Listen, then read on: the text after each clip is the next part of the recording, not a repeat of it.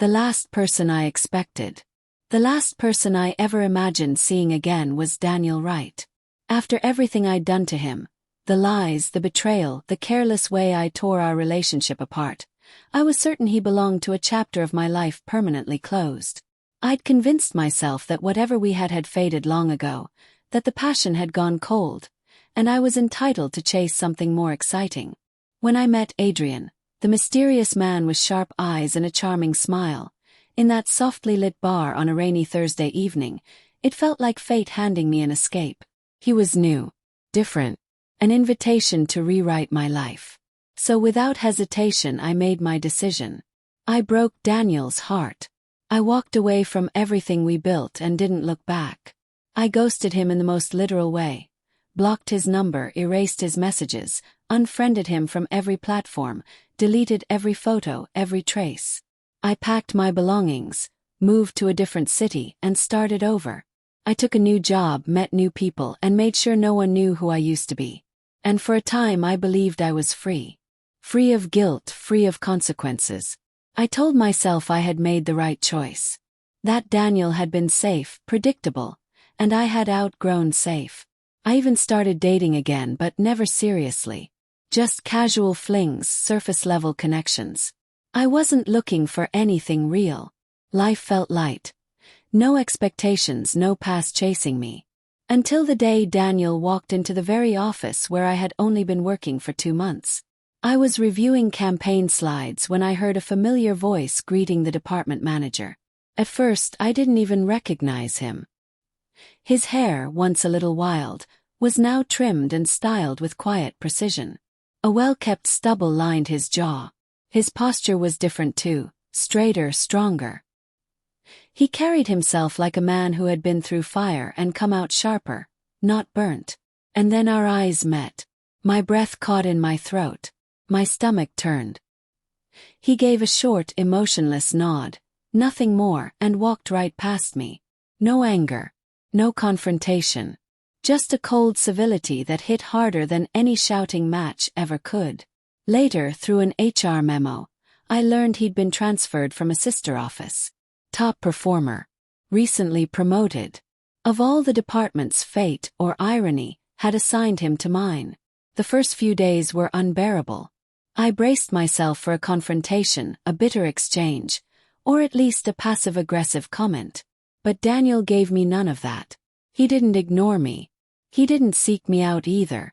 He simply treated me like a colleague. Nothing more, nothing less. He offered the same polite professionalism to everyone, including me. And that was worse than hatred. I kept watching him, hoping for a crack in his armor. Some moment of hesitation. A flicker of the pain I caused him.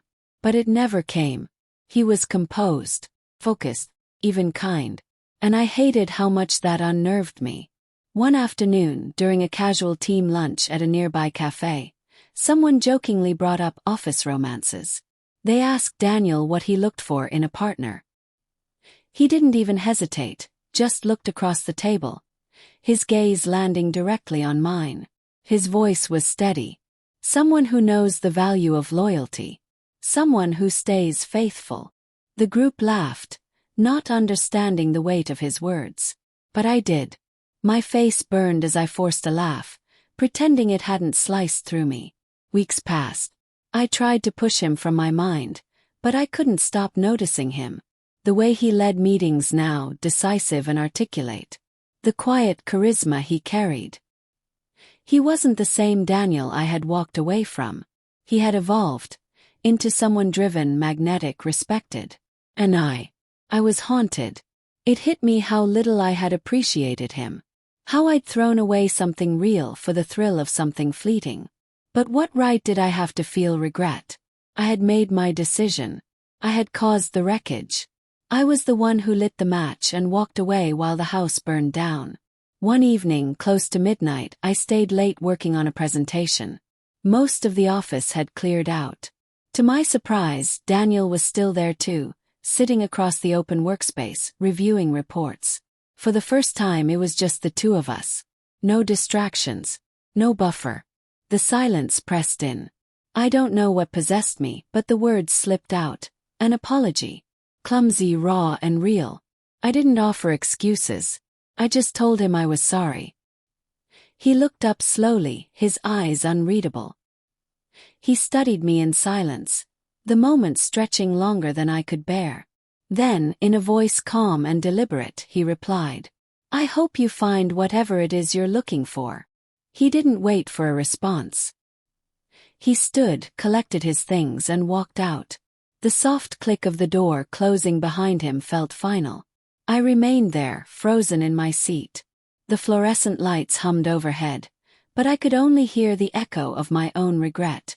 The life I ran toward had turned out to be an illusion, and the one I abandoned. He had already moved on, while I stayed behind, haunted by the memory of everything I threw away.